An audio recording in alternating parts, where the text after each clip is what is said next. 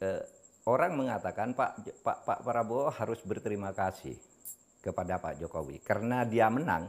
Seperti pengakuan Pak Prabowo sendiri itu karena bantuan Pak Jokowi. Iya itu betul. Tetapi ingat Pak Prabowo itu sudah punya modal politik. Sudah 47% sejak tahun 2014. Memang besar dia modalnya. Kan 2014 53 lawan 47. Ya kan? Yang sekarang yang 2019 ya segitu-gitu juga, 55 lawan 45 ya. Jadi kan? sebelum dapat bala bantuan dari Jokowi sudah punya Sudah besar. 47% Jadi ya. sumbangan Pak Jokowi kecil juga sehingga tidak perlu juga merasakan bahwa kemenangannya itu karena Pak Jokowi. Modal dia udah besar. Modal dia udah besar. Tanpa Pak Jokowi Pesan moralnya Pak Prabowo tidak harus terlalu merasa berutang budi sama tidak Pak. harus merasa berutang budi, tetapi seperti kita juga harus tetap menghormati Pak Jokowi. Bagaimanapun juga sebagai presiden sudah berbuat banyak untuk negeri ini. Kemajuan ekonomi, infrastruktur, dan sebagainya. Tapi kesalahan-kesalahannya juga harus diluruskan agar nanti tidak diulang lagi oleh orang-orang berikutnya. Baik Mahfud kalau gitu. Kita beralih sekarang kepada apa namanya yang sedang dihadapi oleh keluarga Pak Jokowi juga nih. Lagi ramai tentang private jet yang digunakan oleh Kaisang Pangarep, ya putra Pak Jokowi bersama istrinya ke Amerika dari Jakarta ke Philadelphia waktu itu Pak. Dan ketahuan lalu menggunakan pesawat jet pribadi. Lalu dan itu mahal kan. Dipertanyakan oleh sejumlah orang bahwa Assalamualaikum warahmatullahi wabarakatuh. Kembali lagi di channel Gambas LJ. Kali ini kita akan menyajikan ada Prof Mahfud MD lagi guys kembali. Ini sangat seru karena membahas tentang apa ya, pilkada dan juga apa ya, peralihan kepemimpinan di 20 apa ya guys di 20 Oktober guys. Oke. Dan ini apa ya, sangat mengedukasi. Oke, langsung saja kita gas. Sebelum pilkada nanti ini kan Pak Mahfud, kita akan menyaksikan pergantian kepemimpinan nasional kan Pak. Pada tanggal 20 Oktober Pak Jokowi lengser lalu digantikan oleh Pak Prabowo. Ada yang agak berbeda dan bisa dipersepsi positif. Misalnya kalau kemarin Prabowo mengatakan bahwa di sebuah pidato di acara Gerindra mengatakan menghormati Pak Jokowi, akan terus menghormati Pak Jokowi. Lalu disambut oleh Pak Jokowi, kalau Bapak sayang, saya juga sayang dengan Pak Prabowo. Begitu mesra. Apa yang kita baca sebagai rakyat dari dua pemimpin bangsa ini? Ya saya agak terharu juga ya. Tapi apa yang dikatakan oleh Pak Prabowo yang disampaikan dalam sambutan di acara Gerindra ya, siap apel siaga Gerindra bahwa dia akan melindungi Pak Jokowi, akan berteman dengan Pak Jokowi. Kalau Pak Jokowi dicubit, Gerindra ikut sakit. Itu etika perkawanan aja. Dan kita gembira bahwa Pak Prabowo sekarang bisa bicara itu. Kan selama ini kan diem sebelum ada peristiwa itu. Betul. Tentang mau diapakan Pak Jokowi. Nah sekarang dia anggap Pak Jokowi teman kita sebagai etika perkawanan. Tetapi dia sekarang sebenarnya mulai menegaskan dirinya, meskipun saya sekarang sudah hampir pasti dilantik sebagai presiden dan saya akan berkuasa 20 Oktober. Ya, dia tidak akan sewenang-wenang, dia tetap kawan. Memang dia harus berkata begitu. Masa mau mengatakan kamu saya tangkap kan enggak. Nanti itu proses-proses lain yang akan bekerja di luar gitu. Jadi sungguh pun pernyataan itu kita apresiasi, kita nggak tahu nanti seperti apa setelah dilantik begitu. Oh iya, karena tidak bisa mendesak dari lingkungan politik ya. Perkembangan politik dan lingkungan politiknya. Kalau lingkungan politik di Gerindra ya Pak Prabowo memang harus berkata begitu, Bapak teman kami gitu. Tetapi yang terpenting dari itu ya, sekarang kekuasaan presiden akan berada di Pak Prabowo dengan segala kewenangannya, dan Pak Jokowi nggak bisa cawe-cawe sekarang. Jalannya udah ditutup semua, Golkar sudah tertutup kan, kemudian mau ngatur daerah sudah tertutup, kemudian mau buat apa lagi dalam waktu pendek ini melakukan rekayasa untuk memperpanjang jabatan, untuk membuat tangan-tangan kekuasaan di pemerintah daerah. Iya bisa barangkali di daerah tertentu, barangkali di Medan misalnya ya, mungkin di beberapa bagian di Jawa Tengah bisa, tapi tidak tidak seseram yang terjadi sebelum 21 Oktober. Sebelum 21 Agustus kemarin. Iya. Sebelum itu kan semua demokrasi seakan mati, seakan terkunci oleh hegemoni kekuasaan Pak Jokowi. Sekarang nggak ada, bisa dia mau kemana coba.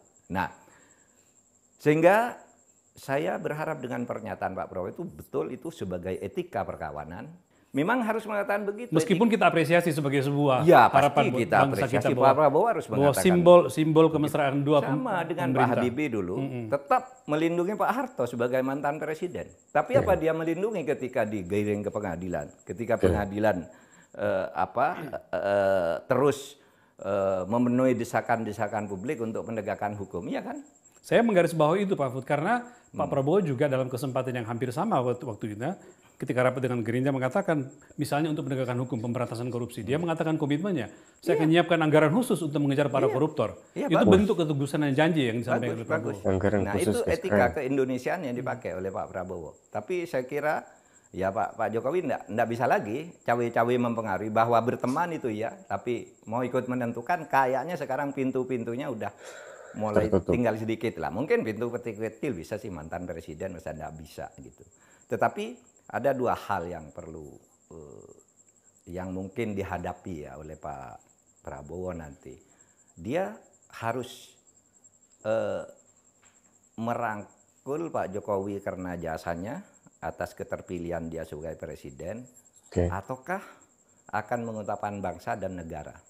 Akan mengutamakan bangsa dan negara ketika dihadapkan pada satu hal. Menurut saya kalau pilihan itu harus melindungi Pak Jokowi, kalau pilihan satunya melindungi bangsa dan negara atau menjaga kemajuan bangsa dan negara sesuai konstitusi, maka menurut saya pilihannya harus ke bangsa dan negara. Dan itu saya kira sumpah prajurit. Dalam konteks apa harusnya misalnya harus melindungi Pak Jokowi? Misalnya ada suatu kasus ya yang nanti akan diungkap. Seperti kan nyaman Pak Harto dulu lah, akan diungkap misalnya. Setelah dia lengser lalu muncul. Ya kan presiden dihadapkan pada pilihan melindungi atau meneruskan kepada lembaga hukum. Pak Habibie waktu itu meneruskan, tetapi dengan telepon yang tersadap dengan Galib itu agar diperlakukan baik-baik, bukan melindungi, perlakukan baik-baik. Kan tetap di bocoran telepon dengan Jaksa Agung Galib waktu itu ya. Iya, yang dianu oleh Umi siapa tuh? Wartawan kita itu. Memang begini, orang mengatakan Pak Prabowo harus berterima kasih kepada Pak Jokowi karena dia menang. Seperti pengakuan Pak Prabowo sendiri itu karena bantuan Pak Jokowi. Iya itu betul, tetapi ingat Pak Prabowo itu sudah punya modal politik, sudah 47% sejak tahun 2014. Memang besar dia modalnya. Kan 2014 53 lawan 47, ya kan? Yang sekarang yang 2019 ya segitu-gitu juga, 55 lawan 45 ya. Jadi kan? sebelum dapat bala bantuan dari Jokowi sudah punya 47%, jadi ya. Sumbangan Pak Jokowi kecil juga, sehingga tidak perlu juga merasakan bahwa kemenangannya itu karena Pak Jokowi. Modal dia udah besar. Modal dia udah besar. Tanpa Pak Pesan Jokowi moralnya Pak Prabowo tidak harus terlalu merasa berutang budi. Tidak harus merasa berutang budi, tetapi seperti kita juga harus tetap menghormati Pak Jokowi. Bagaimanapun juga sebagai presiden sudah berbuat banyak untuk negeri ini. Kemajuan ekonomi, infrastruktur, dan sebagainya. Tapi kesalahan-kesalahannya juga harus diluruskan agar nanti tidak diulang lagi oleh orang-orang berikutnya. Baik Pak Mahfud, kalau gitu kita beralih sekarang kepada yang sedang dihadapi oleh keluarga Pak Jokowi juga nih. Lagi ramai tentang private jet yang digunakan oleh Kaisang Pangarep, ya putra Pak Jokowi bersama istrinya ke Amerika dari Jakarta ke Philadelphia waktu itu Pak. Dan ketahuan lalu menggunakan pesawat jet pribadi, lalu dan itu mahal kan. Dipertanyakan oleh sejumlah orang bahwa itu gratifikasi oleh kalangan orang tertentu, mengatakan ada juga yang mengatakan bukan gratifikasi karena dia bukan penyelenggara negara. Persisnya menurut Pak Mahfud itu bagaimana? Jadi begini. Korupsi itu banyak jenisnya ya. Korupsi itu ada banyak jenisnya. Misalnya yang pertama itu mengambil uang negara secara melawan hukum untuk membuat keuntungan bagi diri sendiri. Lalu ada juga penyuapan. menyuap orang atau menerima suap. Itu bagian dari korupsi. Lalu ada gratifikasi. Nah, gratifikasi itu pemberian kepada pejabat negara, kepada penyelenggara negara tanpa ikatan yang jelas, tanpa sesuatu ikatan. Apa bedanya penyuapan dengan gratifikasi? Kalau penyuapan itu orang memberi uang dan menerima uang untuk membuat satu keputusan yang menguntungkan bagi pemberi. Misalnya, tolong dong saya dihukum 1 tahun aja, nyuap ke hakim. Itu penyuapan namanya. Itu tidak merugikan keuangan negara kan? Ya. Nyuap. Uang terima, ada uang negara. Tidak ada uang negara di situ. Nyuap pejabat agar diberi proyek. Gitu, secara curang. Kalau gratifikasi itu enggak. Tetapi diberikan kepada pejabat tanpa ikatan berupa misalnya diskon. Tiket pesawat disebut loh di undang-undang. Tiket. Ada. Iya, tiket, biaya hotel dan diskon dan macam-macam gitu, diskon dalam. Jadi tidak hanya barang tapi juga jasa. Iya, gitu ya. itu masuk dalam gratifikasi. Yang itu dua-duanya suap maupun gratifikasi itu bagian dari korupsi ya? Bagian dari korupsi. Makanya saya katakan korupsi itu ada 7 macam itu tadi. Merugikan keuangan negara, penyuapan, gratifikasi, penyalahgunaan jabatan, penggelapan jabatan, pemerasan. Itu bagian dari 7 macam korupsi yang berlaku di Indonesia. Dan gratifikasi itu memang hanya untuk pejabat. Penyelenggara negara. Penyelenggara negara. Ya. Tetapi sebenarnya kalau KPK-nya mau gitu ya, itu bisa diusut. Ada kaitan enggak ini dengan jabatan saudaranya atau jabatan bapaknya. Itu kan bisa. Betul. Gitu. Logika hukum itu kan bekerja seperti itu. Jadi KPK jangan berhenti untuk mengatakan bahwa kami nggak bisa memfollow up karena dia bukan penyelenggara negara. Iya, nggak gitu boleh ya? dong. Dia dulu karena dong. orang kan bisa mengatakan dengan mudah mengatakan bahwa ya dia bukan penyelenggara negara, tapi fasilitas yang dia dapatkan itu mungkin karena bapaknya presiden atau kakaknya sebagai wali kota kan gitu, Pak? Iya, mungkin dia dapat sesuatu dari kakaknya. Perusahaan ini, penyedia jet itu mungkin dapat sesuatu dari presiden, tapi tahu bahwa tidak boleh nerima sesuatu, udah kasihkan ke adik saya aja, kan bisa. Itu kan gratifikasi. Atau ada stafnya yang bilang jangan kasih ke sini, kasih ke sana aja. Bentuknya apa? Nah itu yang harus selidiki. Iya seharusnya memanggil dong. Iya tapi aneh sih. Lalu dibilang KPK yang saya baca ya. Iya. Saya enggak tahu lagi, enggak tahu di mana tuh Kaisang sekarang. Mau dipanggil enggak ada orangnya, enggak diketahui masih di luar negeri atau sudah pulang. Tapi di jumpa pers kemarin begitu, kan Pak Alex Marwata mengatakan bahwa sudah disiapkan suratnya untuk segera dipanggil. Iya, seharusnya begitu. Meskipun saya juga dengar dari Pak Alex itu untuk pencegahan, bukan untuk penyelidikan. Untuk pencegahan. Iya, iya. Apa artinya Pak? Kalau hanya untuk ya artinya belum kedugaan tindak pidana gratifikasi. Ya, ini kayak apa, tapi bisa saja nanti ditemukan. Saya lihat memang KPK masih gamang juga ya. Iya. Yang bicara sekarang tinggal Pak Alex, yang lain bersembunyi semua tuh. Pak Alex itu agak terus terang terbuka ya. Nah, sedangkan juru bicaranya juga melipir-melipir gitu. Kami tidak berhak memeriksa lah, tidak bisa apalah gitu. Karena ditegaskan kami panggil kan boleh KPK itu memanggil. Kaitannya dengan modus kan Pak, karena semakin ke sini modus orang memberikan suap atau gratifikasi memang bukan langsung ke orangnya kan, tapi kepada orang lain kan, kepada istrinya, kepada anaknya, atau bahkan kepada tukang kebunnya segala macam kan ada Pak. Iya, makanya banyak sekali sebuah perusahaan dibentuk di mana di rootnya tuh sopirnya seorang pejabat, iya kan? Nah itu sudah pencucian uang. Lain lagi itu, ya gratifikasi dalam bentuk pencucian uang itu udah banyak. Seperti misalnya yang terjadi di kasus Alun, ya kan? Itu kan banyak gratifikasinya yang Rafael Alun, betul. Rafael Alun misalnya, pada waktu itu yang disangkakan dan kemudian didakwakan, gitu kan. Nah itu semua yang harus kita tata, gitu ya. Nah persoalan kita begini sebenarnya kan, kalau kita mau membenahi hukum kita itu, teorinya itu kan ada 3 ya. Friedman itu mengatakan kalau Anda memperbaiki satu hukum di sebuah negara agar baik itu ada 3 hal. 1, aturan hukumnya. Yang kedua, struktur penegak hukumnya, Oke. atau legal structure dan budaya hukumnya. Nah, di tempat kita ini yang nampaknya masih banyak kendala, ada psikopolitiknya, ada apa namanya psikohierarkisnya, itu di struktur. Sehingga semua aparat penegak hukum itu kalau sudah menyangkut penguasa dan keluarganya lalu melipir-melipir gitu, cari alasan Nggak ini, jelas ya, cari Pak. alasan itu gitu. Nah, Itu kita ini itu struktur hukum ya? iya, itu struktur hukumnya itu. Ya, struktur bisa berarti apa? Struktur organisasinya bisa Iya. pejabatnya gitu ya. Iya. Kelembagaan dan pejabat. Tapi kita di tingkat pejabat, aparat penegak hukum. Oke. Ya. Meskipun ingin saya katakan sebenarnya kalau di luar hal-hal yang menyangkut pejabat, menyangkut korupsi, menyangkut backing-backingan sumber daya alam, tiga ini aja sebenarnya yang busuk di tempat kita. Kalau hukum-hukum yang sehari-hari itu nampaknya bagus-bagus saja itu.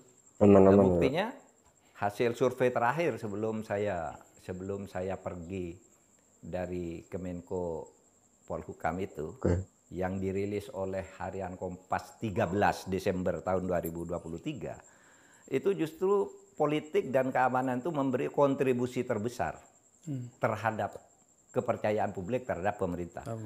Kepercayaan publik terhadap Pak Jokowi tertinggi, tapi kepada pemerintah itu hanya 74 di bulan Desember itu.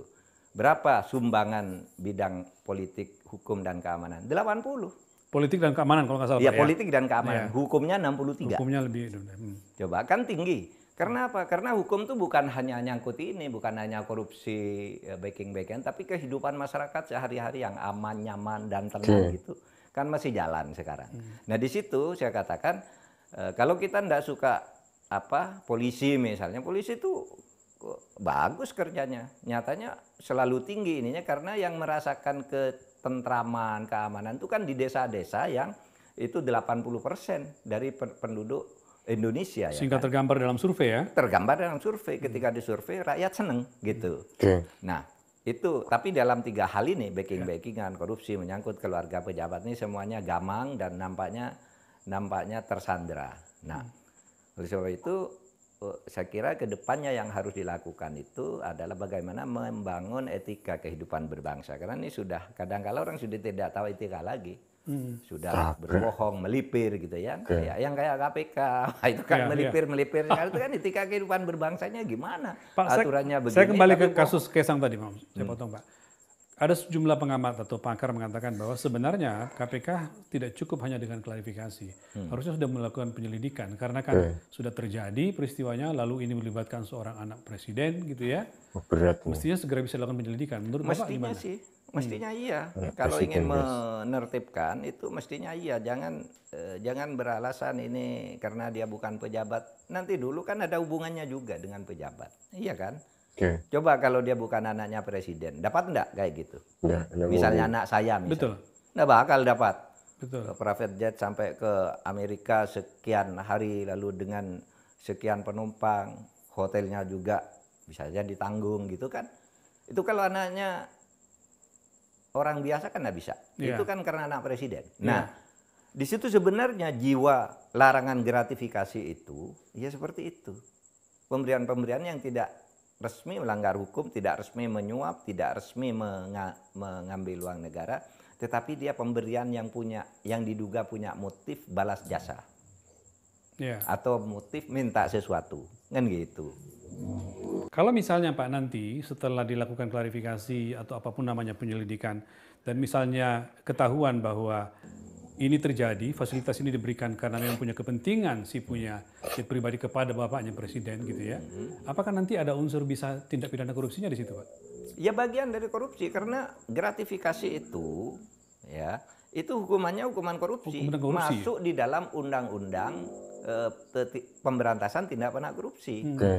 Undang-undang tindak pidana korupsi itu menyebut satu, korupsi itu barang siapa merugikan keuangan negara untuk memperkaya diri sendiri atau orang lain atau korporasi dengan cara melawan hukum, itu korupsi.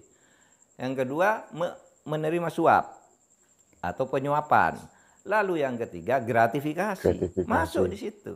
Masuk di situ ya. Iya masuk di undang-undang korupsi, termasuk tiket pesawat, tiket kereta api. Jadi bisa serius hotel. sekali, bisa serius Ada. masalahnya ya. Disebut secara eksplisit di undang-undang bahwa itu gratifikasi. Eksplisit, nanti lihat aja undang-undang. Sebaliknya Pak, kalau misalnya dalam penyelidikan itu atau klarifikasi itu ditemukan bahwa ini bukan gratifikasi karena misalnya itu pendapatan Kaisang dari bisnisnya Kaisang kira-kira gitu ya. Apakah tidak sebaiknya ini diteruskan kepada petugas pajak karena ada nilai yang dihasilkan? Charter pesawat ke sana itu kan 8,67 miliar katanya. Wow. Ya. Bisa masuk kepada aparat ke pajak situ. kan? Dari hasil klarifikasi, kalau mau disebut klarifikasi, Yeah. kalau mau disebut penyelidikan atau pemeriksaan boleh juga. Nanti yang perlu dilakukan oleh KPK, kesimpulan itu akan ditemukan. Oh ini bukan gratifikasi, ini hasilnya. Nah kalau begitu mana pajaknya? Kamu bisa mengeluarkan uang segitu berarti punya keuntungan jauh lebih besar dari sekian puluh miliar yang kamu keluarkan ke situ. Lalu pajak perusahaannya mana? Kan gitu. Betul. Akan ketemu di situ.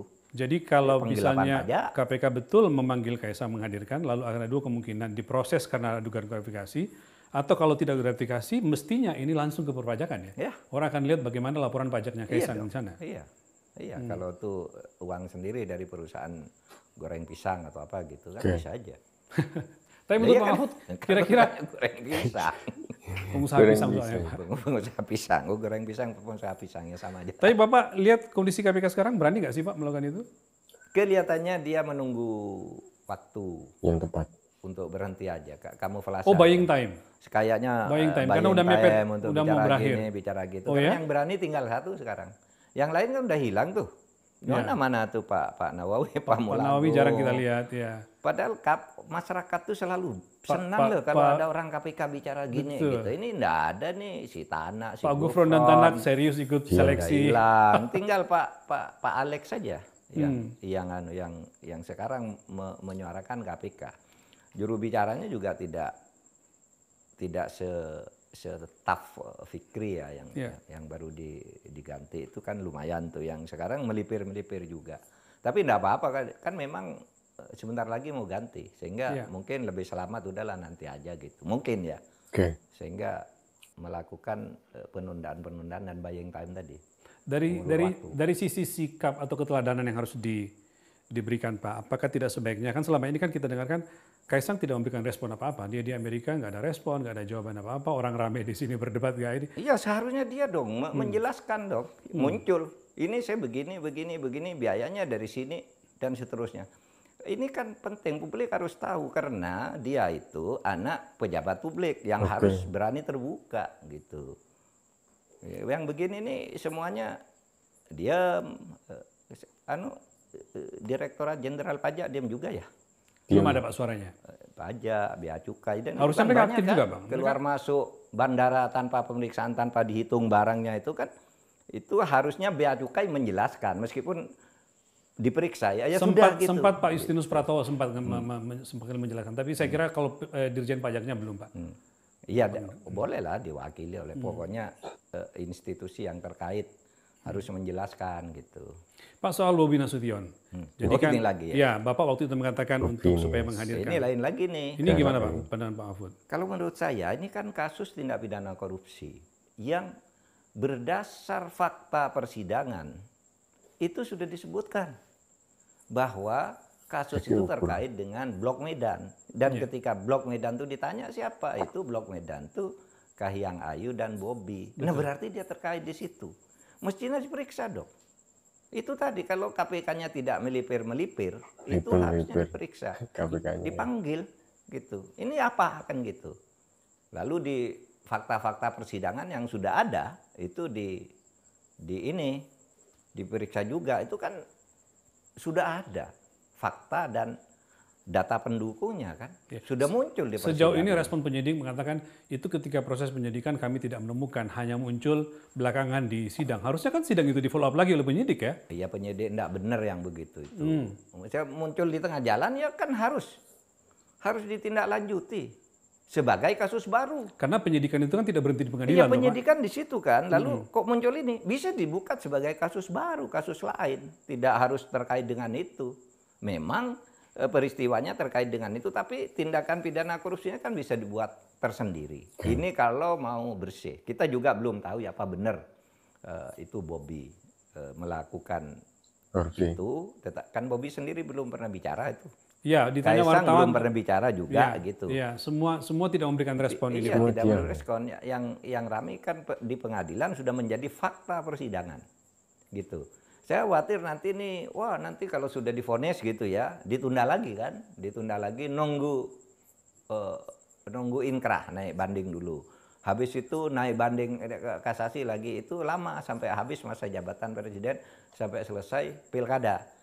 Dan kalau sudah selesai pilkada dan dia sudah terpilih, itu muncul agak sulit juga. Kan gitu. Atau ini buying time juga Mas, semua pelaku penegak hukum Pak, sampai menunggu misalnya pergantian presiden baru setelah itu baru mereka. Bisa jadi begitu juga. Ya, itu kan yang saya katakan tadi, buying time kan, karena akan terjadi ini pergantian kan.